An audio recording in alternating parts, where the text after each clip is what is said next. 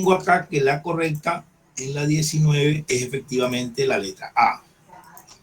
Elkin dice que es una pregunta clasificada en la competencia interpretativa. Vamos a ver.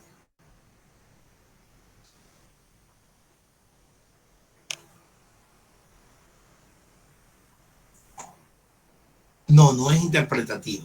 Yo no la tengo como interpretativa. Vamos a leer toda la pregunta y analizamos. Genovia, un país de alimentos, un país productor de alimentos, discute un tratado de libre comercio con un país productor de zapatos y moda en general, Estasia.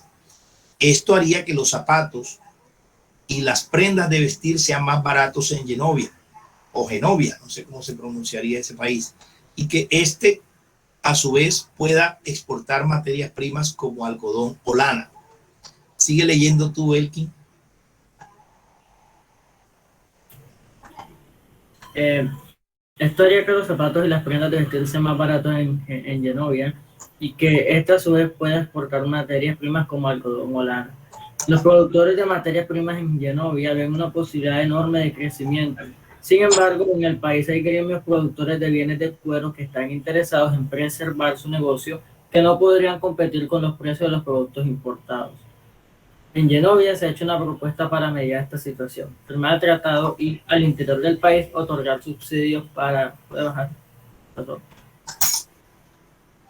Otorgar subsidios para rebajar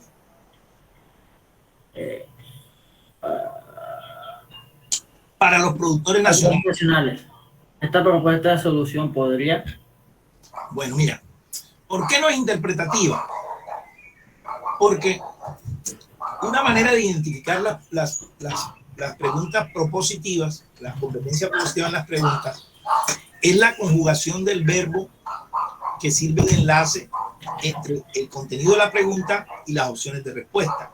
El verbo ahí es podría. Si el verbo siempre está conjugado en pretérito imperfecto, que es el podría, es el pretérito imperfecto, quiere decir que está pidiéndole al estudiante que opine, que asuma una postura, que busque una alternativa de solución con su creatividad, con su punto de vista personal, con su capacidad de resolver problemas. Entonces, cuando se indaga o se estimula o se activa ese tipo de facultad cognitiva en el estudiante, se está desarrollando la competencia propositiva. Entonces, por eso esta pregunta no es interpretativa, sino propositiva. ¿Cómo se descarta que es interpretativa? Porque la respuesta no sale de la pregunta. La respuesta sale de la creatividad del que elaboró las respuestas, y para identificar cuál es la correcta sale de la creatividad del estudiante que le están preguntando, el estudiante interrogado. Entonces ahí no desarrolla su competencia interpretativa, sino su competencia propositiva. ¿De acuerdo? ¿Sí me he explicado? Sí, profesor. Bueno, entonces por eso la 19 es una pregunta de competencia propositiva.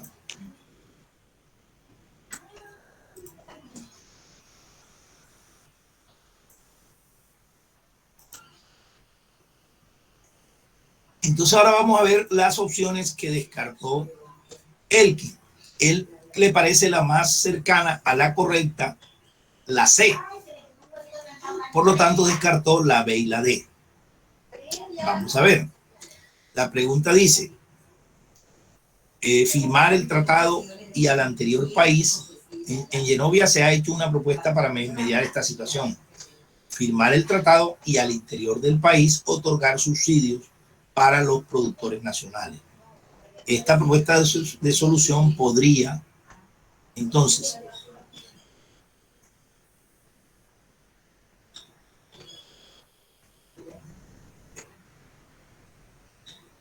sí, el problema del Tratado de Libre Comercio, esta pregunta sirve para que revisemos ese concepto en economía, los tratados de libre comercio.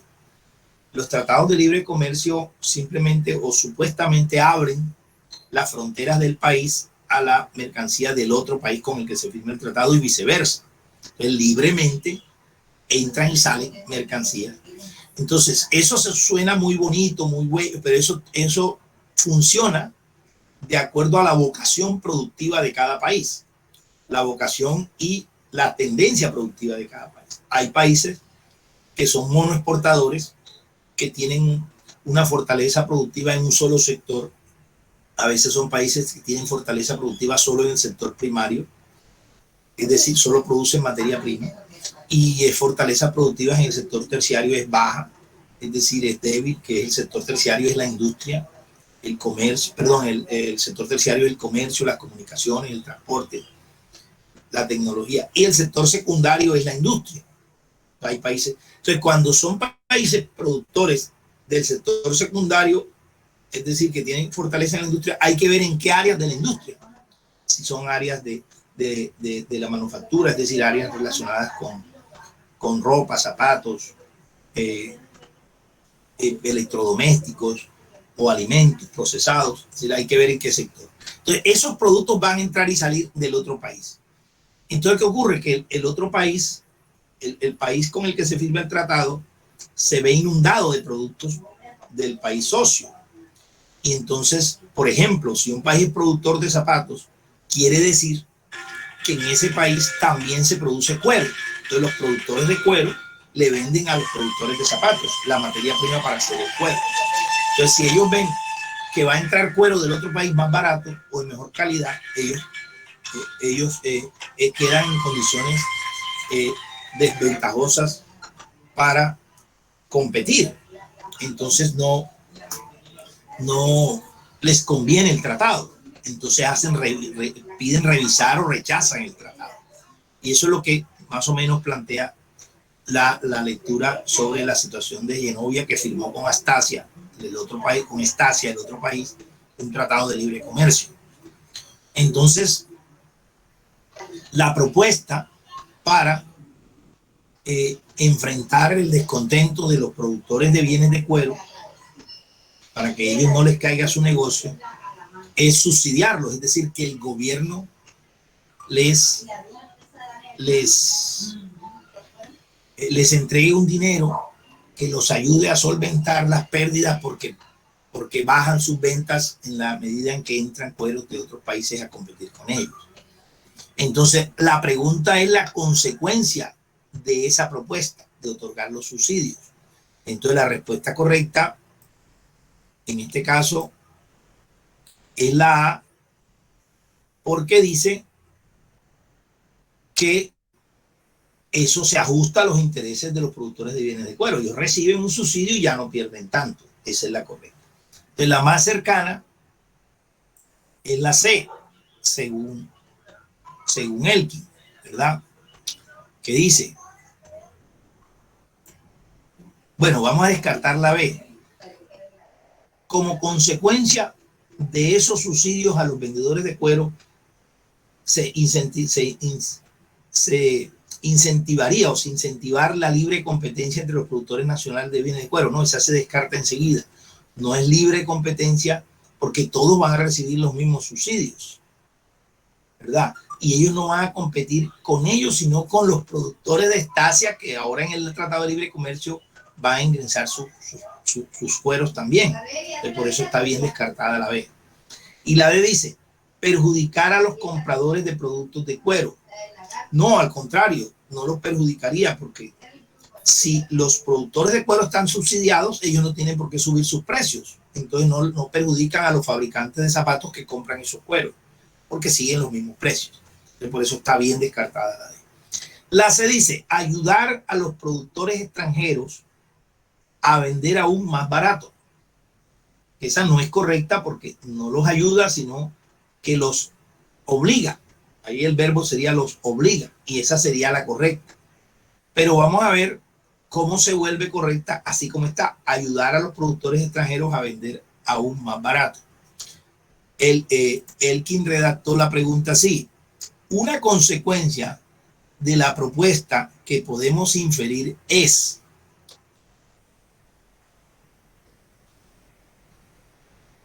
esta propuesta de solución podría, una consecuencia de la propuesta, pero no sería la C. Es decir, dándole subsidios a los productores nacionales de cuero en Genovia, los productores extranjeros, que serían los de Estacia, no se les ayuda a vender más barato. Entonces sí habría que cambiar el verbo para que sea correcta, obligar a los productores a vender más barato, los productores extranjeros, y quedaría perfecto. Bueno, muy bien. Sí, me he explicado. Sí, profesor. Bueno, Sí, señor. gracias, Elkin. Buen trabajo. Vamos con... Profesor, ya le mandé la corrección de la pregunta al correo. Ah, bueno, listo. Voy a verla enseguida.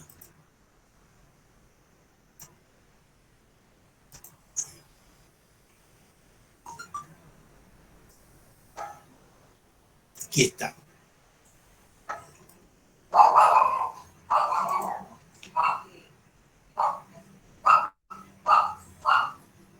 Listo. Entonces, esa era la pregunta 21. Vamos a colocarnos en la pregunta 21.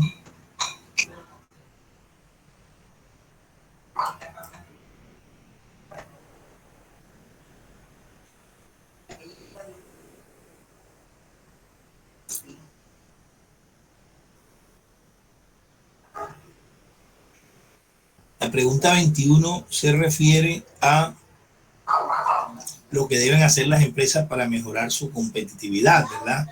Entonces la respuesta correcta era la A, es decir, que las empresas deben, bueno, el propósito que tiene ese fortalecimiento de la tecnología y la calidad es fortalecer la competitividad de las empresas.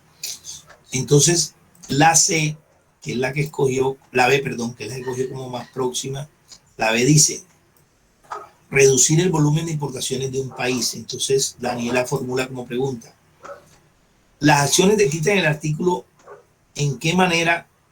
Entonces hay que mover el signo de interrogación de donde dice las acciones, hay que cortarlo ahí y colocarlo de qué manera, debe ser, no en qué manera. Colocarla de qué manera.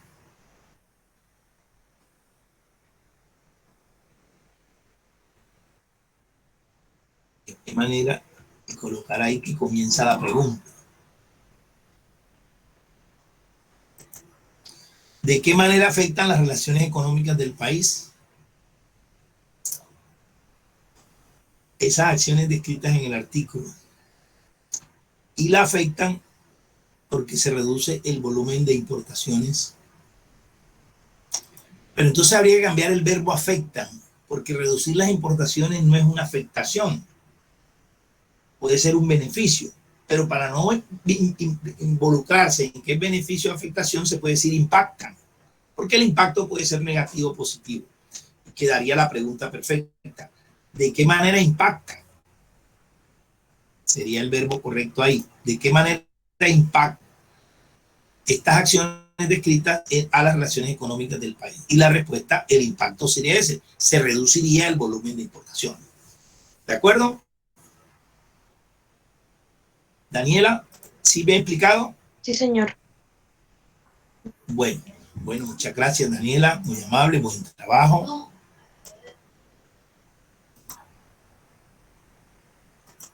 Bueno, aquí me aparece que, por ejemplo, Freider Ramírez, como que no estaba al momento de analizar la pregunta 16 que le correspondió a él. Confírmame si eso es cierto, Freider, si estás conectado.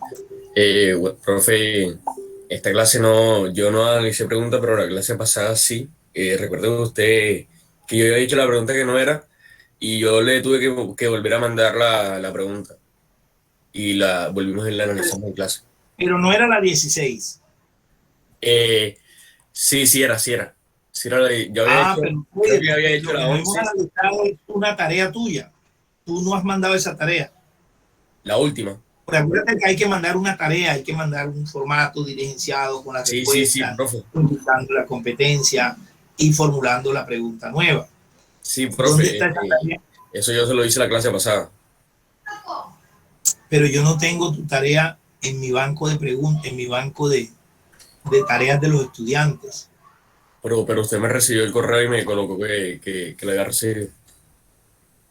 Sí, pero lo leímos en la clase, porque acuérdate que estamos... Sí, lo leímos en la clase porque yo se lo dije y usted lo buscó, que eso lo había reenviado y lo volvimos y lo analizamos. Ya. O sea que ahí tú supiste si estaba bien hecha tu tarea. Sí. Usted me corrigió algunas cosas, pero al fin y al cabo me dijo que estaba bien. Bueno, listo. No, era para saber si está eso pendiente. Bueno, gracias, Freide. Y Adriana Padilla. Sí, Adriana Padilla está conectada. sí. Adriana, a ti en la tarea te correspondía la pregunta 12. Profesora, Me aparece yo la aquí hice. como... Yo la hice. Y enviaste la tarea. Sí, pero o sea, yo la envié antes de la clase y usted la revisó. Que me dijo que la pregunta Pero la estaba bien. revisé. La revisamos en clase. Sí. Bueno, lo que pasa es que como que estoy usando un archivo no actualizado porque ahí no me aparece. Bueno, yo te creo, Adriana. Y la otra que me aparece pendiente es Marta Herrera. Marta, Sí, profe, buenos días. Profe, ajá. ay, La disculpe. pregunta mía es si tu tarea fue revisada en clase, así abierta públicamente, que tú te enteraras que si está bien hecha y eso. Sí, estabas tú Sí, ahí. señor. Y el archivo se llama Herrera Marta, tarea completa, así en mayúsculas. Y nosotros lo revisamos. No sé si recuerda, creo que sí. No, lo que pasa es que el que yo tengo, que abro aquí, solo tiene las letras correctas hasta las preguntas 4 y dice la competencia de la pregunta 4 y dice, y a ti no te tocaba la pregunta 4, sino la pregunta, sí te tocaba la pregunta 4, sí dice la correcta, pero no dice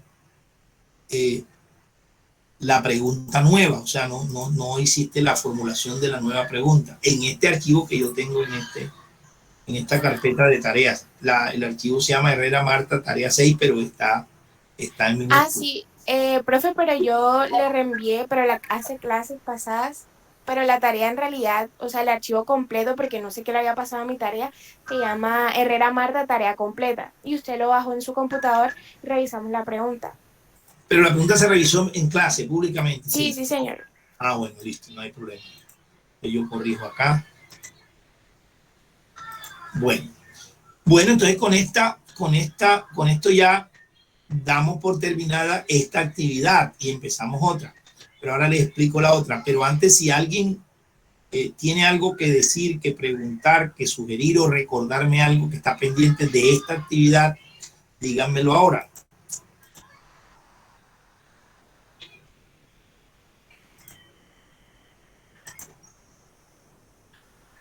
Nadie. Profe, yo creo que de la actividad no, pero usted hace tiempo dijo que nos iba como que a enviar unos mapas conceptuales de organización del Estado colombiano. Sí, bueno, eso es lo que vamos a empezar hoy. Por lo pronto les voy a proyectar, voy a dejar de presentar y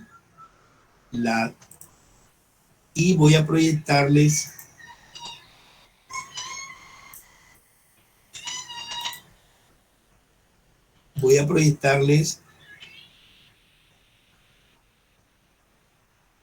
un momentico.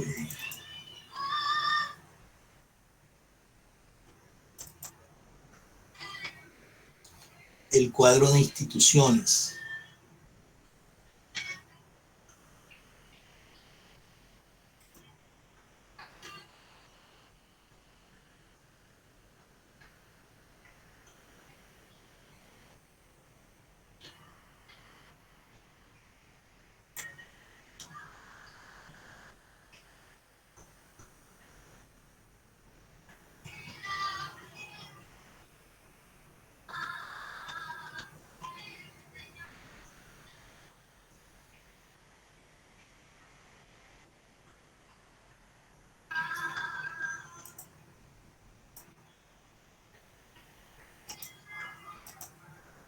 Bueno, me avisan cuando ya se esté viendo. Profesor, ya se puede ver. Ya se está viendo. Bueno, bien. Voy a Voy a agrandar aquí la letra porque me parece muy chiquita. Vamos a ponerla en 16.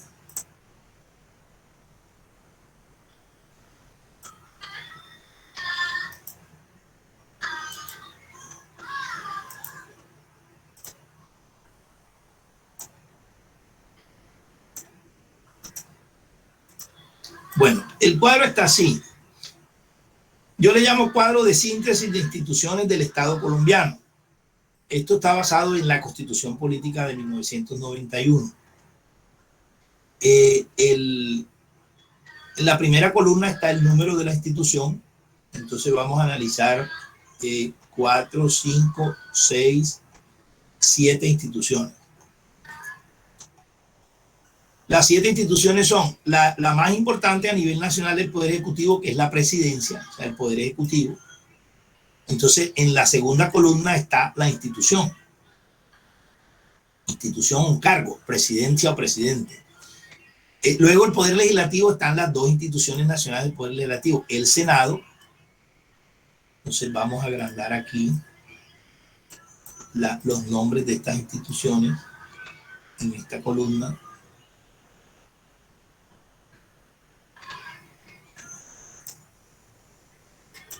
Vamos a ponerla en 18, 20. No, mentira, en 16. En 16 y vamos a centrarlas.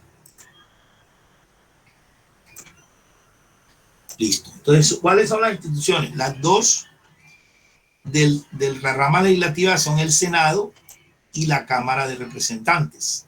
Está. Y luego, una institución de la rama judicial, que es la Fiscalía General de la Nación, y 3 instituciones de los organismos de control, que no pertenecen a ninguna rama, sino que se conforman de las 3 ramas.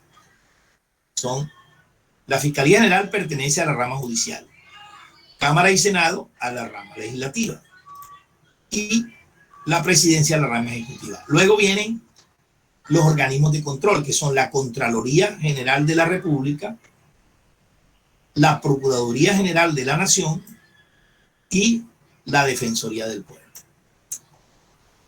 Esas son las instituciones. Luego la tercera columna es la forma de elección o designación y requisitos y periodos, es decir, los datos generales de ese cargo. Cómo se elige, por cuánto tiempo se elige, si alguien lo nombra, quién lo nombra y qué requisitos tiene. Entonces ahí dice, por ejemplo, el presidente de la República se elige por parte de los ciudadanos en elección directa, por periodo de 4 años, y los requisitos son ser colombiano de nacimiento, ser ciudadano en ejercicio y mayor de 30 años. Entonces así el cuadro trae la forma de elección de cada cargo, cómo se elige cada cargo. Entonces, por poner un ejemplo, la Defensoría del Pueblo, el defensor del pueblo tiene un periodo de 4 años, de terna elaborada por el presidente, o sea, el presidente elabora una terna. Ya.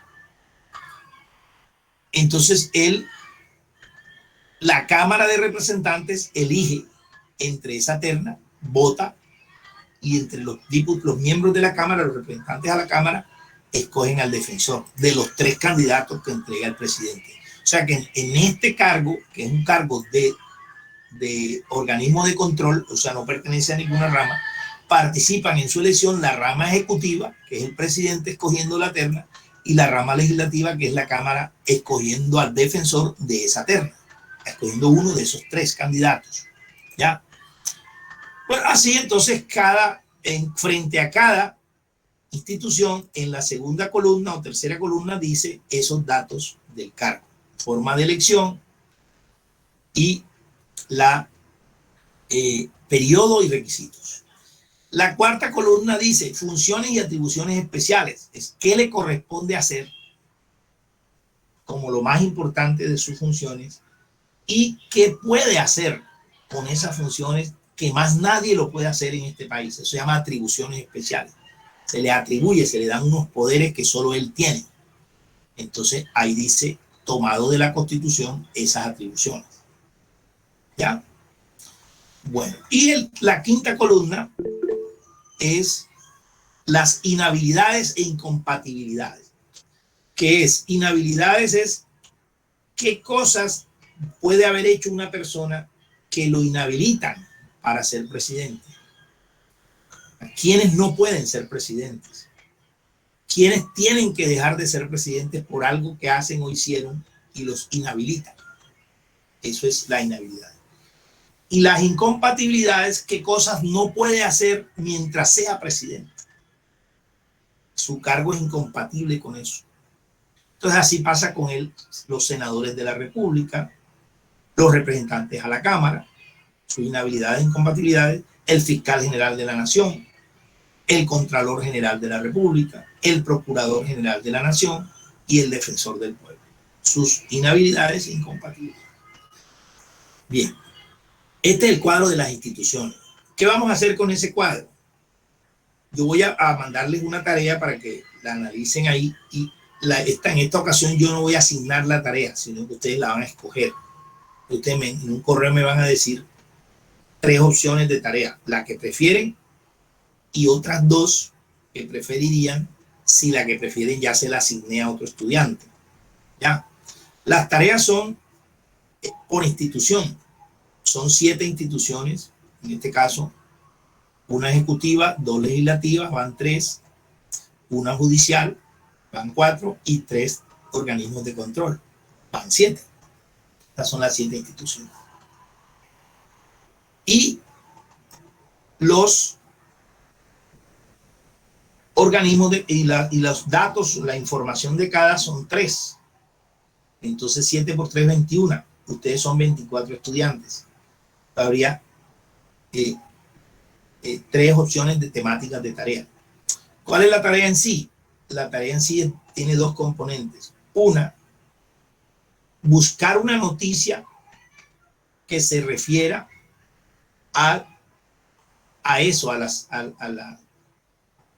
una noticia, comentarla, etcétera, que puede ser vieja o nueva o actual. Buscar una noticia, un hecho nacional que se refiera a las funciones o a las atribuciones o a las inhabilidades o al periodo o a la manera de elección del presidente, o sea, de cada uno de esos cargos. Serían las opciones de temática de tarea. ¿Ya? Opciones de temática de tarea ya saben que puede ser presidencia, forma de elección, o presidencia, atribuciones y funciones, presidencia, inhabilidades y incompatibilidades. Esa sería. Como son 24 estudiantes, yo voy a crear 3 temáticas más que separen inhabilidades e incompatibilidades, por ejemplo. La primera tarea es buscar una noticia sobre eso. Y la segunda es formular una pregunta tipo ICFES, es una pregunta a saber sobre esa temática que traiga la correcta, diga la competencia y ya, nada más la pregunta, formularla. La pregunta, entonces usted dice, si es propositiva, debe ser propositiva. Sobre inhabilidades del presidente, sobre incompatibilidades del presidente, esa es la tarea. Entonces, de todas maneras, esta tarea va a tener un tiempo suficiente para que ustedes la hagan con calma. Primero tienen un plazo para escoger la temática, mandarme el correo y luego yo tengo un plazo para aprobarles y asignarles la tarea, la temática, y luego un plazo para enviarla. Ya, eso lo vamos a hacer paralelo a un cuestionario que vamos a ir analizando en clase, por eso la tarea va a tener 1 o 2 semanas para hacerla y mientras tanto vamos a ir contestando en clase un nuevo cuestionario que ese también se los mando entre hoy y mañana. Esto se los mando enseguida con la tarea en el transcurso del día de hoy y mañana les mando el cuestionario que empezaríamos a analizar el lunes en clase. Ese cuestionario no tendría tarea, sino que lo responderíamos como entrenamiento, es decir, dando tiempo y escogiendo al azar el estudiante que va a responder. Eso trabajaríamos lunes, más o menos lunes, viernes y lunes de la otra semana, y el otro viernes más arriba sería ya analizar las tareas de esta actividad. Y sería que ustedes busquen noticias. Ahora, eso de buscar la noticia, en la tarea explicaremos en qué consiste, no solamente encontrarla, sino comentarla, ¿no? Para asociarla y demostrar que está asociada o está relacionada. La manera como usted encuentre o argumente la relación con la temática que le correspondió. Por decir algo, usted le correspondió funciones del defensor del pueblo, ¿verdad? Entonces usted encuentra una tarea donde el defensor del pueblo, una noticia donde el defensor del pueblo señala que las vacunas, que el proceso de vacunación contra el COVID está muy lento. Esa es una noticia. Entonces, usted en su tarea describe la noticia, la sintetiza. Yo le voy a poner un número de palabras para sintetizar las noticias para que sean cortas, indicando el medio donde la encontró. Entonces usted va a decir si la encontró en internet, la encontró, pero la encontró de su pertenencia a la página zonacero.info o La Silla Vacía o a la página de noticias del Senado o al Heraldo, al Tiempo, al Espectador, un periódico, o a un noticiero de radio o a un noticiero de televisión. Y lo encontró ahí, la noticia. No es difícil, ¿no? Eso no es tan difícil. Lo importante es la argumentación suya de la relación. Entonces usted va a decir, esa noticia dice esto y esto, se relaciona con la función tal. Usted busca en el cuadro la función. Ya.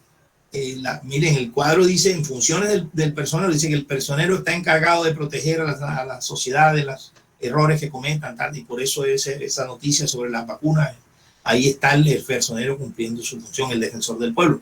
Puede demostrar que no está cumpliendo, por ejemplo. Te asocia la noticia con la función porque precisamente no la está cumpliendo o está abusando. Entonces, así con el Congreso, con la Cámara, con lo que le corresponda en la tarea.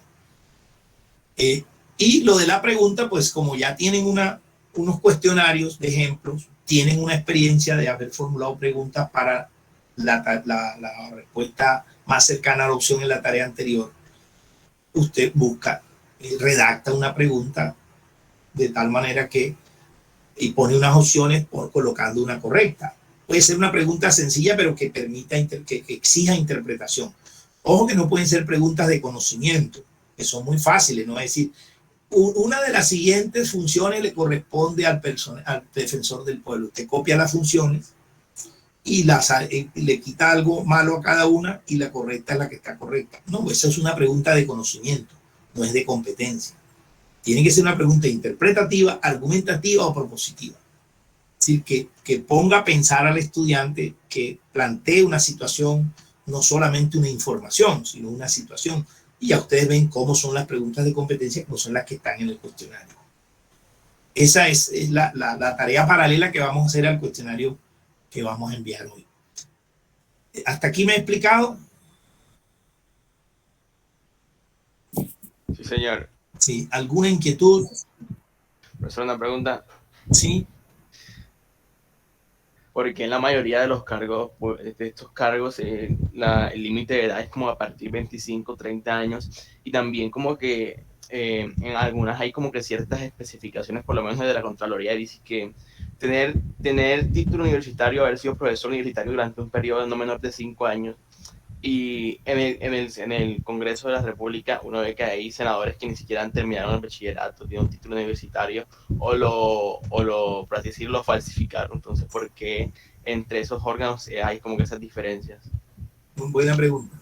Lo que pasa es que la rama legislativa, supuestamente, lo que requiere como competencia de la persona es su compromiso con la sociedad y su capacidad de participar y debatir en la formulación de leyes y en el control político del Ejecutivo. Entonces se supone que para ejercer esa función legislativa no se necesita una formación, sobre todo porque en el caso colombiano, porque cada senador y cada representante a la Cámara, dentro del presupuesto de su salario y el presupuesto asignado, eso se llama unidad legislativa, cada senador es una unidad legislativa, entonces tiene un presupuesto asignado. Él puede, por ejemplo, un senador que sea bachiller, porque aquí, por ejemplo, no le exigen ser profesional, ¿verdad? Y cuando él se posesiona el 20 de julio del año que se posesiona, enseguida ese día tiene que inscribirse en una de las comisiones. Entonces el Senado tiene comisión constitucional, comisión económica, comisión de asuntos laborales, comisión. Entonces él, para inscribirse en una comisión debe tener competencia, ¿verdad? Entonces lo que tú preguntas es cierto. ¿Y por qué no es un profesional? Porque en su unidad legislativa él tiene un presupuesto para contratar asesores expertos. Que si él lo que tiene son las ideas de cómo mejorar, entonces el senador dice, no, como yo soy empresario, yo soy comerciante y yo me lancé al Senado apoyado por los comerciantes, yo sé de comercio aunque no estudié nada, entonces yo me voy a meter en la comisión económica. Entonces él se mete en la comisión económica. Cualquiera le diría, ¿cómo va a participar y aportar usted en esa comisión? Va a hacer proyectos de ley, va a ser ponente si usted no estudió economía. Entonces él puede en su unidad legislativa contratar asesores economistas con maestría y doctorado, porque son unidades legislativas para las cuales un asesor tiene un salario entre 7, 8, 10 y hasta 15 millones de pesos. Entonces, por esa estructura burocrática, el Senado y la Cámara no tienen requisitos de formación profesional de alto nivel. Miren que no lo tienen. Pero ya la Fiscalía, la Contraloría y la Defensoría del Pueblo, como son organismos de control con unas funciones específicas en materia de aplicación y administración de la ley, sí se necesita una formación de abogado, de economista, según lo dicen los requisitos, ¿ya? Entonces, por eso tiene, y como en esas profesiones, por ejemplo, en el derecho, la idoneidad y la competencia y la experticia no la da solo el título, la da la producción intelectual, la producción académica, la experiencia docente. Entonces le incluyen todos esos requisitos, mínimo 5 años de experiencia docente universitaria, para garantizar que, ¿quién es el fiscal general de la nación? Un abogado, pero no puede ser cualquier abogado, tiene que ser uno de los abogados más destacados de este país. Entonces tiene que tener una formación posgradual, tiene que tener una experiencia, por ejemplo, haber sido juez, etc. Entonces, en esos 3 cargos de organismos de control, que son cargos operativos, no son legislativos, son para dirigir acciones, analizar leyes, analizar comportamientos, hacer investigaciones, emitir fallos, sí se necesita la formación, entonces sí se exige. Y como el proceso de elección no es por elección popular, miren que son elegidos por el Senado, por la Cámara, por el presidente, pero de ternas escogidas, tienen un proceso que no depende de una campaña para que el pueblo vote. Entonces, eso sí requiere de revisar unas calidades a través de unos requisitos con una hoja de vida. En cambio, Cámara, Senado y Presidencia son elecciones de voto popular. Entonces, mire, ahí no dice ni siquiera ni bachiller, o sea que una persona sin título de bachiller podría ser presidente de la República, porque no se lo exige. Porque se supone que lo que necesita es el apoyo del pueblo, el compromiso con el pueblo y las ideas para gobernar. El resto lo hacen sus ministros, sus asesores, que entonces sí tendrían que tener formación. Es los argumentos que se me ocurren a mí para explicarme lo que tú encuentras como extraño o absurdo. Yo también estoy un poco de acuerdo contigo, pero sé que a la hora de que en la Constitución, en una reforma, se establezcan esos requisitos, se va a decir que es antidemocrático. O sea, como un país donde se elige el presidente por voto popular, para ser presidente hay que ser profesional, si en este país de cada 1000 bachilleres que se gradúan solo tienen la posibilidad de entrar a la universidad 150, 300 estudiantes. Entonces, ¿cuántos ciudadanos son profesionales para que puedan aspirar a ser presidente? Entonces no es democrático. Ese sería el argumento para no permitir que cambien esos requisitos. ¿Sí me explico? Sí, señor. Bueno, ¿qué otra pregunta? A ver. Profesor, otra pregunta con respecto a lo del nombramiento de la vicepresidenta en la Cancillería, ¿no? Y que no se podría tener 2 cargos, no se puede estar en 2 cargos públicos al mismo tiempo. Buena pregunta. Lo que ocurre es que la figura del vicepresidente en Colombia es una elección popular para un cargo de necesidad eventual.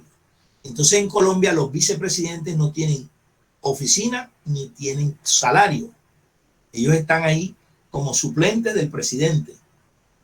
Entonces, por eso, desde que existe la figura existió entre 1886 y 1910. En 1910 se quitó con una reforma. Entonces, desde 1910 no existía y la crearon en la Constitución del 91. Entonces, existe ahora desde el 91. Desde que existe la figura en el 91, cuando el presidente es elegido con un vicepresidente de fórmula, para que éste tenga la posibilidad, porque normalmente el origen del vicepresidente como candidato, ¿cuál es? Es un acuerdo político en el que se coloca como fórmula a alguien que atraiga votos y que haga diversa la oferta del presidente. Entonces, si el presidente es hombre, la vicepresidenta candidata del presidente es mujer, su oferta es diversa en género. Si el presidente es muy radical y el candidato a vicepresidente es más moderado, entonces atrae. O sea, la naturaleza de la fórmula siempre es un atrayente. ¿Por qué? Porque es una figura presidenciable. Entonces, como figura presidenciable, no puede quedarse solo de suplente. Él tiene que tener acción política para darse a conocer, porque normalmente se cree que en el acuerdo de la fórmula, el que acepta ser vicepresidente es porque en el próximo periodo, pensando en que no hay reelección en Colombia, la Constitución del 91 no había reelección, y en el 2005 se estableció la reforma que permitió reelecciones hasta el 2014, hasta el 2018. Ya otra vez se hizo una nueva reforma y ya no hay reelección. Entonces, como no hay reelección, siempre se cree que ese candidato a vicepresidente va a aspirar, y para aspirar tiene que tener opinión pública favorable, y para tener opinión pública favorable tiene que tener acción protagónica. Entonces, los presidentes siempre le dan funciones, los nombran en una asesoría, en una representación, y los pueden nombrar en un ministerio. Porque como son un funcionario público sin salario y sin funciones, el vicepresidente no tiene salario ni funciones. Su función es suplente del presidente, esa es su función. Él solo va a ser presidente si el presidente se muere, si el presidente pide una licencia por más de 15 días, si el presidente se enferma por más de 15 días, solamente, o si es suspendido por la Procuraduría por más de 15 días mientras se investiga el cargo, tal. Bueno, el caso del presidente no lo suspende la Procuraduría, sino el Congreso. Entonces, si el Congreso lo suspende, solo en esos casos es que él entra a trabajar como presidente, porque esa es su función, ser suplente del presidente. Entonces el presidente puede, y siempre lo hace, asignarle funciones, como asesor, como consejero o como ministro. Entonces por eso, por ejemplo, el presidente Andrés Pastrana Arango, elegido en 1998 hasta 2002, su candidato a vicepresidente fue Gustavo Bell Lemos, Gustavo Bell, un barranquillero, por cierto. Gustavo Bell, mientras fue vicepresidente de Pastrana, Pastrana lo nombró embajador en Cuba, que fue el último nombramiento que le dio. Antes de eso lo nombró ministro de Defensa, fue el segundo cargo que tuvo, y el primer cargo fue ministro, ahora no me acuerdo si fue de gobierno. Y así, cada presidente ha nombrado en algo a su vicepresidente. El presidente Álvaro Uribe Vélez tenía de vicepresidente a Francisco Santos, que lo nombró embajador en los Estados Unidos, porque para darle un cargo, primero lo nombró consejero de paz, consejero de seguridad, antisecuestro, entonces era consejero. Entonces se le crea la consejería y se le pone un salario para que él haga noticias y pueda ser candidato más adelante a la presidencia. El presidente Juan Manuel Santos en 2010 puso como candidato a vicepresidente primero al ex sindicalista Angelino Garzón. Era un ex sindicalista. Él fue el vicepresidente, o bueno, él fue el vicepresidente de Álvaro Uribe. Ahora me estoy un poquito confundido. Y en el segundo periodo de Juan Manuel Santos, el vicepresidente fue Germán Vargas. Y Germán Vargas, como vicepresidente, lo nombraron ministro de Vivienda en un momento y ministro de Hacienda en otro momento, de Gobierno en otro momento. Y por eso sí es posible legalmente nombrar. Por eso el presidente Iván Duque, cuya vicepresidenta es Marta Lucía Ramírez, ella ahora está de ministra de Relaciones Exteriores, o sea, canciller, pero antes estaba de consejera para la seguridad. Es para crearle un cargo. Esa es la razón. ¿Sí me he explicado? Sí, señor. Bueno, entonces ya se acabó el tiempo, 9:42. Muchas gracias, jóvenes, que descansen. Entonces estén pendientes del correo para enviarles el cuadro y la tarea. Gracias, profesora. Gracias, Hasta luego.